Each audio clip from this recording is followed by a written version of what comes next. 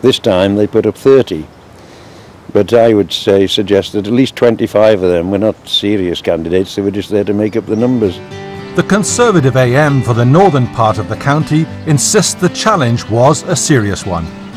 If we could have fielded more candidates, of course, we would have fielded more candidates, and our aim next time is to ensure that we field candidates in all 60 wards. He says the party is happy with the result. We now have 5 Conservative councillors in Pembrokeshire, and I think it was a very good result for us. This is the pretty village of Marteltwy in the heart of Pembrokeshire, an independent stronghold. 3 of the Conservative Party candidates live in the ward, but didn't stand here. One of them stood in Penally, which is 10 or 15 miles away. The other stood in Cllr, which is 6 or 7 miles away.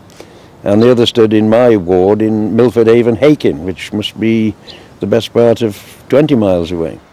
The 3 Tories failed to get elected, while the independent in Marteltwy was unopposed. Some opposition members believe many Tory candidates won't stand against councillors who are Conservative sympathisers. Where have all the Tories gone? Gone to the Indies, every one. It's up to individuals where they would like to put their names forward for a particular ward, and we have to respect that as well, and that's what happened. John Davis, the leader of the Independents, denies there's any secret pact with the Tories. He says he isn't a Conservative. I am certainly not. There may be card-carrying, I know there are certain card-carrying Labour councillors within the independent group, and there may be some from Plaid Cymru. I expect there are some from the Tories. Mike Stoddart is a retired journalist who runs a website called Old Grumpy, which digs beneath the surface of county politics. One of the issues he's raked over is a planning permission which the leader obtained on his farm.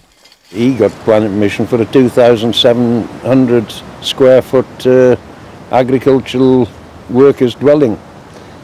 For those not familiar, that's 3 times the size of a 3-bedroom council house.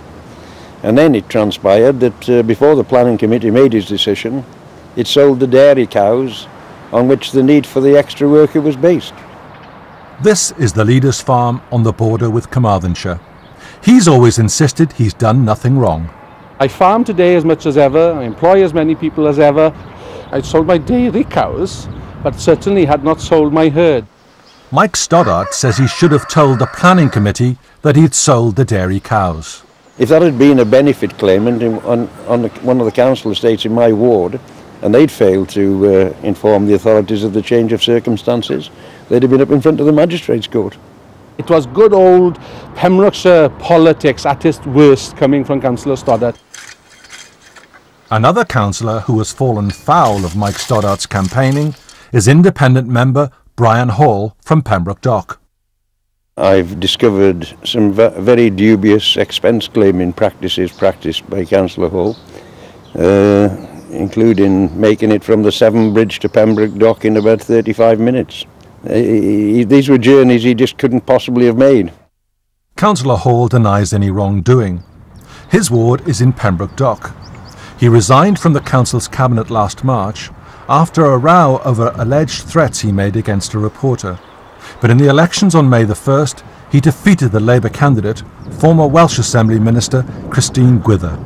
I lost by just under 40, and it was extremely close indeed. He'd obviously built up support in certain parts of the ward, enough to carry him through. Councillor Hall declined to be interviewed for this programme. Councillor Hall declined to be interviewed for this programme. Councillor Hall declined to be interviewed for this programme. His opponent believes the government's unpopularity played a key role in the result.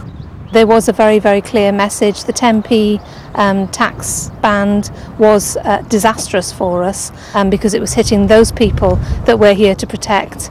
And that came across very clearly on the doorstep. We'll be keeping an eye on what happens in Pembrokeshire. Now, you'll remember...